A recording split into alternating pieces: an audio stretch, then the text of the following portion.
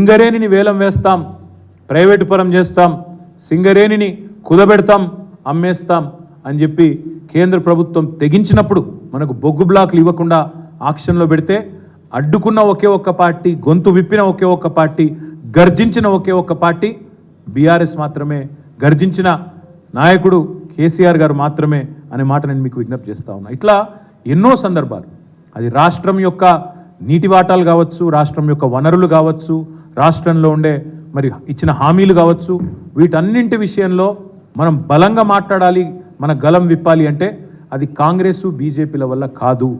ఎందుకంటే వాళ్ళు జాతీయ పార్టీలుగా సహజంగానే వాళ్ళకి ఎటుంటుందంటే ప్రత్యేకంగా వాళ్ళకి తెలంగాణ మీద ప్రేమ ఉండదు. పార్లమెంట్లో ప్రత్యేకంగా ఎన్నడన్నా రాహుల్ గాంధీ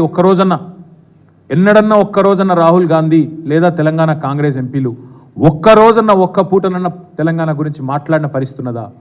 ఎప్పుడన్నా ఉంటే ఇంకా కేసీఆర్ గారిని బద్నాం చేయాలనే ప్రయత్నం, తెలంగాణను చిన్నగా చేసి చూపెట్టాలనే ప్రయత్నమే చేసిండ్రు తప్ప రద్దు చేసిన ఐటీఐఆర్ గురించి ప్రశ్నించలేదు, తెలంగాణకు న్యాయబద్ధంగా రావాల్సిన హక్కుల గురించి మాట్లాడలేదు, తెలంగాణకు ఇవి కావాలి అవి రావాలి అని ఎన్నడన్నా రాహుల్ గాంధీ కానీ నరేంద్ర మోడీ గారు కానీ మాట్లాడినరా?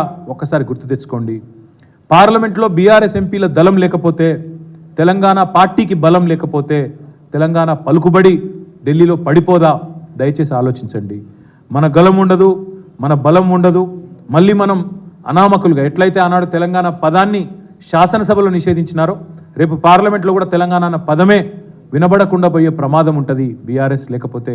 ఇది కూడా రాష్ట్ర ప్రజలు గుర్తెరగాలని చెప్పి కూడా నేను కోరుతా ఉన్నా. ఇంకొక మాట కూడా, ఇతర రాష్ట్రాల్లో మరి వాళ్ళందరూ వాళ్ళ రాష్ట్ర ప్రయోజనాల కోసమేమో కలిసికట్టుగా పోరాడతారు. ఇక్కడ రాజకీయంగా ఎన్ని వైరుధ్యాలు ఉన్నా తమిళనాడులో మళ్ళీ తమిళనాడు రాష్ట్ర ప్రయోజనాల విషయానికి వస్తే ఎంపీలందరూ ఒకటవుతారు. కానీ దురదృష్టం తెలంగాణలో ఆ పరిస్థితి లేదు. తెలంగాణలో ఇక్కడున్న కాంగ్రెస్ నాయకులు, బీజేపీ నాయకులు ఇద్దరు కూడా ఒక అలవాటుగా మారిపోయింది.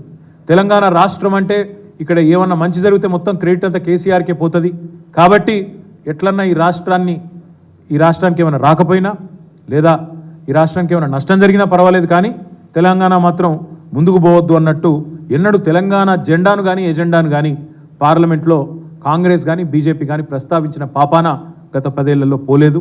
ఇది వాస్తవం.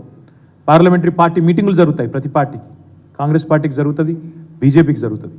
ఎన్నడన్నా ఒక్కరోజు గత 10 ఏళ్లలో వాళ్ళ పార్లమెంటరీ పార్టీ మీటింగ్లో తెలంగాణ అన్న పదం వినబడ్డదా? దయచేసి ఒకసారి ఆలోచించాలని చెప్పి కూడా నేను కోరుతా ఉన్నాను. తెలంగాణకు న్యాయంగా దక్కాల్సినవి దక్కనప్పుడు, అన్యాయం జరిగినప్పుడు అడిగేది, ప్రశ్నించేది, కలబడేది, నిలబడేది మళ్ళీ కేసీఆర్ దళం మాత్రమే, బీఆర్ఎస్ దళం మాత్రమే, వినబడేది మళ్ళీ కేసీఆర్ గలం మాత్రమే అనే మాట నేను అందుకే మీకు విజ్ఞప్తి చేసేది. రేపు బీఆర్ఎస్ ఎంపీలు ఉండకపోతే పార్లమెంట్లో తెలంగాణ అన్న పదమే మాయమయ్యే ప్రమాదం ఉన్నది. దయచేసి గుర్తుంచుకోవాలని చెప్పి కూడా నేను కోరుతా ఉన్నా.